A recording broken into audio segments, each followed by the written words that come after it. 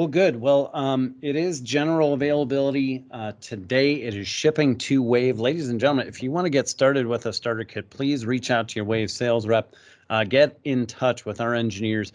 Alex, I understand because we're measuring thrice, cutting once, and we want to make sure we're being sensitive to available spectrum versus usable spectrum. You guys want deal registration and proper operations behind the scenes to be able to get partners up and running successfully. Is that correct?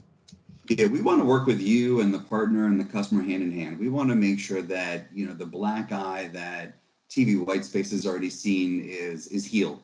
And we want to make sure that we're hand in hand with you all. That's why we're calling it a controlled general availability. It's not often that we do this. This is unique, but with the challenges that TV Whitespace has seen in the past and the challenges that it poses, we want to make sure that we're with you from from desktop to deployment, to making sure that it's designed correctly, positioned correctly, the expectations are set appropriately. And it's something that I get involved, our sales directors get involved directly with you and your team at Wave, the customer, and making sure everybody's, it's a win-win.